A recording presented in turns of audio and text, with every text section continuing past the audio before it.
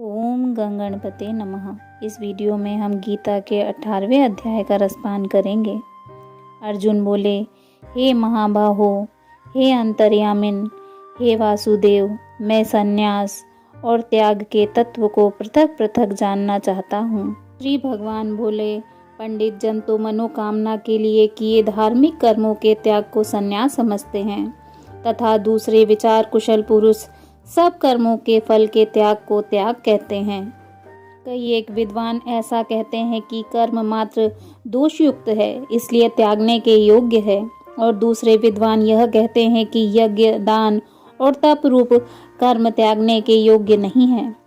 हे अर्जुन, संन्यास और त्याग इन दोनों में से पहले त्याग के विषय में तू मेरा निश्चय सुन, क्योंकि त्याग सात्विक, राजस और तामस भेद से 3 प्रकार का कहा गया है। यज्ञ, दान और तप रूप कर्म त्याग करने के योग्य नहीं है, बल्कि वह तो अवश्य कर्तव्य हैं, क्योंकि यज्ञ, दान और तप ये तीनों ही कर्म बुद्धिमान पुरुष को पवित्र करने वाले हैं। इसलिए हे पार्थ, इन यज्ञ, दान और तप रूप कर्मों को तथा और भी संपूर्ण कर्तव्य कर्मों को आसक्ति और फलों का त्याग करके अवश्य करना चाहिए। यह मेरा निश्चय किया हुआ उत्तम मत है, परंतु नियत शास्त्रानुकूल कर्म का त्याग करना उचित नहीं है। मोह के कारण अज्ञानतावश भाविक होकर उसका त्याग कर देना तामस त्याग कहा गया है। जो कुछ कर्म है वह सब दुख रूप ही है, ऐसा समझकर यदि कोई शारीरिक कलेश के भय से कर्तव्य कर्मों का त्याग कर दे तो वह ऐसा राजस त्याग करके त्याग के फल को किसी प्रकार भी नहीं पाता है। हे अर्जुन, जो शास्त्रानुकूल कर्म करना कर्तव्य है, इसी भाव से आसक्ति और फल का त्याग करके किया जाता है, वही सात्विक त्याग माना गया है। जो मनुष्य अकुशल कर्म से तो द्वेष नहीं करता और कुशल कर्म में आसक्त नहीं होता, वह शुद्ध सत्व गुण से युक्त पुरुष संशय रहित, बुद्धिमान और सच्चा त्यागी है। क्योंकि शरीरधारी किसी भी मनुष्य द्वारा संपूर्णता से सब कर्मों का त्याग किया जाना शक्य नहीं है, इसलिए जो कर्म फल त्यागी हैं वही त्यागी है। यह कहा जाता है, कर्म फल का त्याग न करने वाले मनुष्यों के कर्मों का तो अच्छा, बुरा और मिला हुआ ऐसे 3 प्रकार का फल मरने के पश्चात अवश्य होता है, किंतु कर्म फल का त्याग कर देने वाले मनुष्य के कर्मों का फल किसी काल में भी नहीं होता। हे महाबाहो, संपूर्ण कर्मों की सिद्धि के ये 5 हेतु कर्मों का अंत करने के लिए उपाय बतलाने वाले सांख्य शास्त्र में कहे गए हैं, उनको तुम मुझसे भली भांति जान लो। इस विषय में अर्थात कर्मों की सिद्धि में अधिष्ठान अर्थात जिसके आश्रय कर्म किए जाएं उसका नाम अधिष्ठान है, और कर्ता तथा भिन्न भिन्न प्रकार के करण अर्थात जिन जिन इंद्रियादि को और साधनों द्वारा कर्म किए जाते हैं उनका नाम करण है, एवं नाना प्रकार की अलग अलग चेष्टाएं। और वैसे ही 5वां हेतु देव अर्थात पूर्वकृत शुभाशुभ कर्मों के संस्कारों का नाम देव है। मनुष्य मन, वाणी और शरीर से शास्त्रानुकूल अथवा विपरीत जो कुछ भी कर्म करता है उसके ये 5 कारण हैं। परंतु ऐसा होने पर भी जो मनुष्य अशुद्ध बुद्धि होने के कारण उस विषय में यानी कर्मों के होने में केवल शुद्ध स्वरूप आत्मा को कर्ता समझता है, वह मलिन बुद्धि वाला अज्ञानी यथार्थ नहीं समझता। जिस पुरुष के अंतःकरण में मैं करता हूँ ऐसा भाव नहीं है तथा जिसकी बुद्धि सांसारिक पदार्थों में और कर्मों में लिपायमान नहीं होती, वह पुरुष इन सब लोगों को मारकर भी वास्तव में न तो मरता है और न पाप में बंधता है। जैसे अग्नि, वायु और जल द्वारा प्रारब्धवश किसी प्राणी में हिंसा होती देखने में आए तो भी वह वास्तव में हिंसा नहीं है, वैसे ही जिस पुरुष के देह में अभिमान नहीं है और स्वार्थ रहित केवल संसार के हित के लिए ही जिसकी संपूर्ण क्रियाएं होती हैं, उस पुरुष के शरीर और इंद्रियों द्वारा यदि किसी प्राणी की हिंसा होती हुई लोक दृष्टि में देखी जाए तो भी वह वास्तव में हिंसा नहीं है, क्योंकि आसक्ति, स्वार्थ और अहंकार के न होने से किसी प्राणी की हिंसा हो ही नहीं सकती तथा बिना कर्तव्याभिमान के किया हुआ कर्तव्य वास्तव में अकर्म ही है, इसलिए वह पुरुष पाप से नहीं बंधता। ज्ञाता, जानने वाले का नाम ज्ञाता है। ज्ञान, जिसके द्वारा जाना जाए उसका नाम ज्ञान है। और ज्ञेय, जानने में आने वाली वस्तु का नाम ज्ञेय है। ये तीनों प्रकार की कर्म प्रेरणा है। और कर्ता, कर्म करने वाले का नाम कर्ता है। करण, जिन साधनों से कर्म किया जाए उसका नाम करण है तथा क्रिया, करने का नाम क्रिया है। ये तीनों प्रकार का कर्म संग्रह है। गुणों की संख्या करने वाले शास्त्र में ज्ञान और कर्म तथा कर्ता गुणों के भेद से तीन तीन प्रकार के ही कहे गए हैं।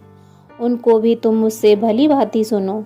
जिस ज्ञान से मनुष्य पृथक पृथक सब भूतों में एक अविनाशी परमात्मा भाव को विभाग रहित समभाव में स्थित देखता है, उस ज्ञान को तुम सात्विक ज्ञान जानो।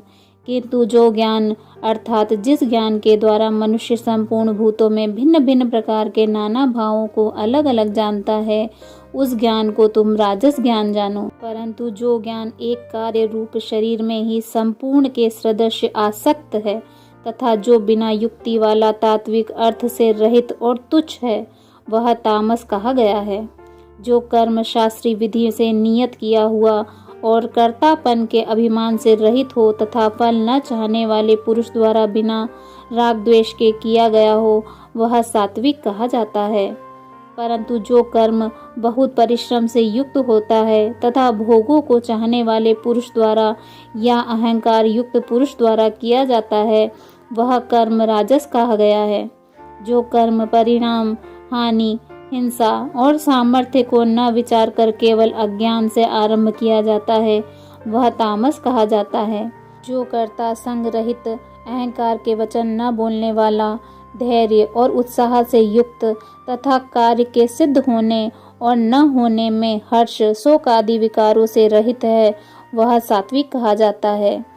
जो कर्ता आसक्ति से युक्त कर्मों के फल को चाहने वाला और लोभी है तथा दूसरों को कष्ट देने के स्वभाव वाला, अशुद्धाचारी और हर्ष शोक से लिप्त है, वह राजस कहा गया है।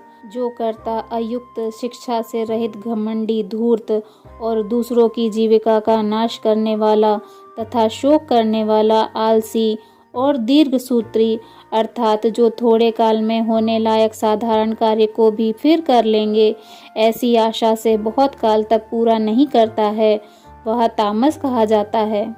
हे धनंजय, अब तुम बुद्धि का और धृति का भी गुणों के अनुसार तीन प्रकार के भेद मेरे द्वारा संपूर्णता से विभाग पूर्वक कहा जाने वाला सुनो। हे पार्थ, जो बुद्धि प्रवृत्ति मार्ग अर्थात गृहस्थ में रहते हुए फल, आसक्ति और त्याग भगवत दर्पण बुद्धि से केवल लोक शिक्षा के लिए राजा जनक की भांति बरतने का नाम प्रवृत्ति मार्ग है। और निवृत्ति मार्ग देहाभिमान को त्याग कर केवल सच्चिदानंद परमात्मा में एक ही भाव स्थित होते हुए श्री शुकदेव जी और सनकादिकों की भांति संसार में उपराम होकर विचरने का नाम निवृत्ति मार्ग है। कर्तव्य और अकर्तव्य को, भय और अभय को तथा बंधन और मोक्ष को यथार्थ जानती है, वह बुद्धि सात्विक है। हे पार्थ, मनुष्य जिस बुद्धि के द्वारा धर्म और अधर्म को तथा कर्तव्य और अकर्तव्य को भी यथार्थ नहीं जानता, वह बुद्धि राजसी है। हे अर्जुन, जो तमोगुणों से घिरी हुई बुद्धि अधर्म को भी यह धर्म है ऐसा मान लेती है तथा इसी प्रकार अन्य संपूर्ण पदार्थों को भी विपरीत मान लेती है, वह बुद्धि तामसी है। हे पार्थ, जिस अविविचारणी धारण शक्ति से मनुष्य ध्यान योग के द्वारा मन, प्राण और इंद्रिय क्रियाओं को धारण करता है, वह धृति सात्विक है। परंतु हे अर्जुन, फल की इच्छा वाला मनुष्य जिस धारण शक्ति के द्वारा अत्यंत आसक्ति से धर्म, अर्थ और कामों को धारण करता है, वह धारण शक्ति राजसी है। हे पार्थ, दुष्ट बुद्धि वाला मनुष्य जिस धारण शक्ति के द्वारा निंद्रा, भय, चिंता और दुख को तथा उन्मत्ता को भी नहीं छोड़ता अर्थात धारण किए रहता है, वह धारण शक्ति तामसी है। हे भरत श्रेष्ठ, अब 3 प्रकार के सुख को भी तुम मुझसे सुनो। जिस सुख में साधक मनुष्य भजन, ध्यान और सेवा आदि के अभ्यास में रमण करता है और जिससे दुखों के अंत को प्राप्त हो जाता है, जो ऐसा सुख है वह आरंभ काल में यद्यपि विष के तुल्य प्रतीत होता है, परंतु परिणाम में अमृत के तुल्य है। इसलिए वह परमात्मा विषयक बुद्धि के प्रसाद से उत्पन्न होने वाला सुख सात्विक कहा गया है। जो सुख विषय और इंद्रियों के संयोग से होता है, वह पहले भोग काल में अमृत के तुल्य प्रतीत होने पर भी परिणाम में विष के तुल्य होता है, इसलिए वह सुख राजस कहा गया है।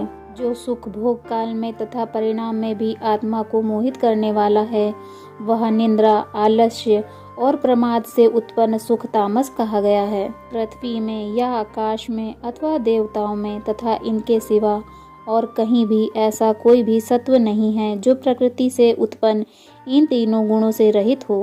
हे अर्जुन, ब्राह्मण, क्षत्रिय और वैश्यों के तथा शूद्रों के कर्म स्वभाव से उत्पन्न गुणों द्वारा विभक्त किए गए हैं। अंतःकरण का निग्रह करना, इंद्रियों का दमन करना, धर्म पालन के लिए कष्ट सहना, बाहर भीतर से स्वच्छ रहना, दूसरों के अपराधों को क्षमा करना, मन, इंद्रिय और शरीर को सरल रखना, वेद शास्त्र, ईश्वर और परलोक आदि में श्रद्धा रखना, वेद शास्त्रों का अध्ययन, अध्यापन करना और परमात्मा के तत्व का अनुभव करना, ये सब के सभी ब्राह्मण के स्वाभाविक कर्म हैं। शूरवीरता, तेज, धैर्य, चतुरता और युद्ध से ना भागना, दान देना और स्वामी भाव, ये सब के सभी क्षत्रिय के स्वाभाविक कर्म हैं। खेती, गोपालन और क्रय विक्रय रूप सत्य व्यवहार अर्थात वस्तुओं के खरीदने और बेचने में तोल, नाप और गिनती आदि से कम देना अथवा अधिक लेना एवं वस्तु को बदलकर या एक दूसरी वस्तु में दूसरी खराब वस्तु को मिला देना अथवा अच्छी ले लेना तथा नफा, आड़त और दलाली ठहराकर उससे अधिक दाम लेना या कम देना तथा झूठ, कपट, चोरी और जबरदस्ती से अथवा अन्य किसी प्रकार से दूसरे के हक को ग्रहण कर लेना इत्यादि दोषों से रहित जो सत्यता पूर्वक पवित्र वस्तुओं का व्यापार है, उसका नाम सत्य व्यवहार है। ये वैश्य के स्वाभाविक कर्म है तथा सभी वर्णों की सेवा करना शूद्र का भी स्वाभाविक कर्म है। अपने अपने स्वाभाविक कर्मों में तत्परता से लगा हुआ मनुष्य भगवत प्राप्ति रूप परम सिद्धि को प्राप्त हो जाता है। अपने स्वाभाविक कर्म में लगा हुआ मनुष्य जिस प्रकार से कर्म करके परम सिद्धि को प्राप्त होता है, उस विधि को तुम मुझसे सुनो। जिस परमेश्वर से संपूर्ण प्राणियों की उत्पत्ति हुई है और जिससे यह समस्त जगत व्याप्त है, उस परमेश्वर की अपने स्वाभाविक कर्मों द्वारा पूजा करके मनुष्य परम सिद्धि को प्राप्त हो जाता है। अच्छी प्रकार आचरण किए हुए दूसरे के धर्म से गुण रहित भी अपना धर्म श्रेष्ठ है, क्योंकि स्वभाव से नियत किए हुए स्वधर्म रूप कर्म को करता हुआ मनुष्य पाप को नहीं प्राप्त होता। अतएव हे कुंती पुत्र अर्जुन, दोष युक्त होने पर भी सहज कर्म को नहीं त्यागना चाहिए, क्योंकि धुएं से अग्नि की भांति सभी कर्म किसी न किसी दोष से युक्त हैं। सर्वत्र आसक्ति रहित, बुद्धि वाला, स्पृहा रहित और जीते हुए अंतःकरण वाला पुरुष सांख्य योग के द्वारा उस परम नैष्य कर्म सिद्धि को प्राप्त होता है, जो कि ज्ञान योग की प्रानिष्ठा है। उस नैष्य कर्म सिद्धि को जिस प्रकार से प्राप्त होकर मनुष्य ब्रह्म को प्राप्त होता है, उस प्रकार को तुम मुझसे संक्षेप में समझो। विशुद्ध बुद्धि से युक्त तथा हल्का, सात्विक और नियमित भोजन करने वाला, शब्दादि विषयों का त्याग करके एकांत और शुद्ध देश का सेवन करने वाला, सात्विक धारण शक्ति के द्वारा अंतःकरण और इंद्रियों का संयम करके मन, वाणी और शरीर को वश में कर लेने वाला, राग द्वेष को सर्वथा नष्ट करके भली भांति दृढ़ वैराग्य का आश्रय लेने वाला तथा अहंकार, बल, घमंड, काम, क्रोध और परिग्रह का त्याग करके निरंतर ध्यान योग में परायण रहने वाला, ममता रहित और शांति युक्त पुरुष सच्चिदानंद ब्रह्म से अभिन्न भाव से स्थित होने का पात्र होता है। फिर वह सच्चिदानंद ब्रह्म में एक ही भाव से स्थित प्रसन्न मन वाला योगी न तो किसी के लिए शोक करता है और न ही किसी की आकांक्षा ही करता है। ऐसा समस्त प्राणियों में समभाव वाला योगी मेरी पराभक्ति को प्राप्त हो जाता है। उस पराभक्ति के द्वारा वह मुझ परमात्मा को मैं जो हूँ और जितना हूँ ठीक वैसा का वैसा तत्व से जान लेता है तथा उस भक्ति से मुझको तत्व से जानकर तत्काल ही मुझ में प्रविष्ट हो जाता है। मेरे परायण हुआ कर्मयोगी तो संपूर्ण कर्मों को सदा करता हुआ भी मेरी कृपा से सनातन अविनाशी परम पद को प्राप्त हो जाता है। सब कर्मों को मन से मुझ में अर्पण करके तथा समबुद्धि रूप योग को अवलंबन करके मेरे परायण और मेरे निरंतर मुझ में चित्त वाला होता है। मुझ में चित्त वाला होकर तू मेरी कृपा से समस्त संकटों को अनायास ही पार कर जाएगा। और यदि अहंकार के कारण मेरे वचनों को नहीं सुनेगा तो नष्ट हो जाएगा अर्थात परमार्थ से भ्रष्ट हो जाएगा। जो तू अहंकार का आश्रय लेकर यह मान रहा है कि मैं युद्ध नहीं करूँगा तो तेरा यह निश्चय मिथ्या है, क्योंकि तेरा स्वभाव तुझे जबरदस्ती युद्ध में लगा देगा। हे कुंती पुत्र, जिस कर्म को तू मोह के कारण करना नहीं चाहता उसको भी अपने पूर्वकृत स्वाभाविक कर्म से बंधा हुआ परवश होकर करेगा। हे अर्जुन, शरीर रूप यंत्र से आरूढ़ हुए संपूर्ण प्राणियों को अंतर्यामी परमेश्वर अपनी माया से उनके कर्मों के अनुसार भ्रमण कराता हुआ सब प्राणियों के हृदय में स्थित है। हे अर्जुन, तू सब प्रकार से उस परमेश्वर की शरण में जा। उस परमात्मा की कृपा से ही तू परम शांति को तथा सनातन परम धाम को प्राप्त होगा। इस प्रकार यह गोपनीय से भी अति गोपनीय ज्ञान मैंने तुझसे कहा है। अब तू इस रहस्य युक्त ज्ञान को पूर्णतया भली भांति विचार कर। जैसा चाहता है वैसा ही कर। संपूर्ण गोपनीय से अति गोपनीय मेरे परम रहस्य युक्त वचन को तुम फिर से सुनो। तुम मेरे अतिशय प्रिय हो, इससे यह परम हितकारक वचन तुमसे कहूँगा। हे अर्जुन, तू मुझ में मन वाला हो, मेरा भक्त बन, मेरा पूजन करने वाला हो और मुझको प्रणाम कर। ऐसा करने से तू मुझे ही प्राप्त होगा।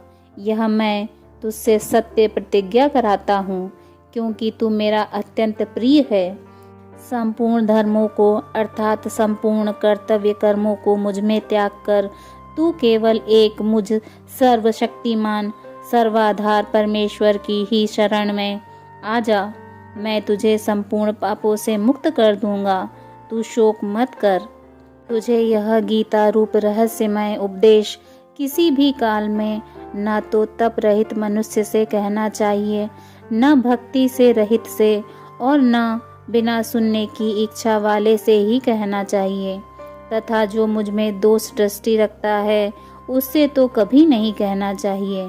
जो पुरुष मुझ में परम प्रेम करके इस परम रहस्य युक्त गीता शास्त्र को मेरे भक्तों से कहेगा वह मुझको ही प्राप्त होगा, इसमें कोई संदेह नहीं है।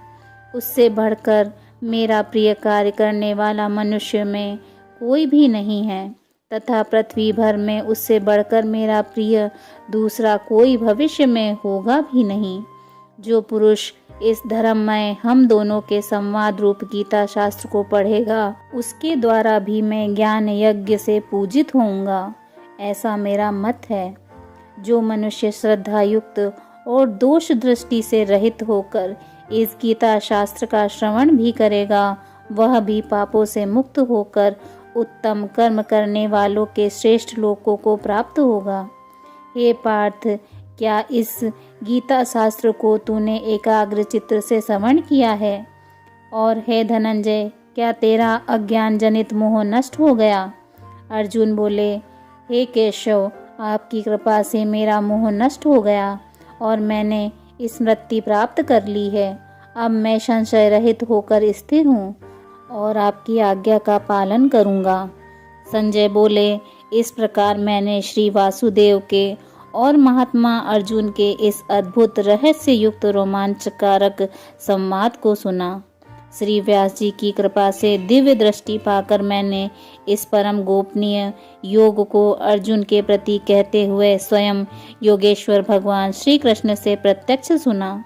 हे राजन, भगवान श्री कृष्ण और अर्जुन के इस रहस्य युक्त कल्याणकारक और अद्भुत संवाद को पुनः पुनः स्मरण करके मैं बार बार हर्षित हो रहा हूँ। हे राजन, श्री हरि जी के उस अत्यंत विलक्षण रूप को भी पुनः पुनः स्मरण करके मेरे चित्त में महान आश्चर्य होता है और मैं बार बार हर्षित हो रहा हूँ। हे राजन, जहाँ योगेश्वर भगवान श्री कृष्ण हैं और जहाँ गांडीव धनुषधारी अर्जुन हैं, वहीं पर श्री विजय, विभूति और अचल नीति है, ऐसा मेरा मत है।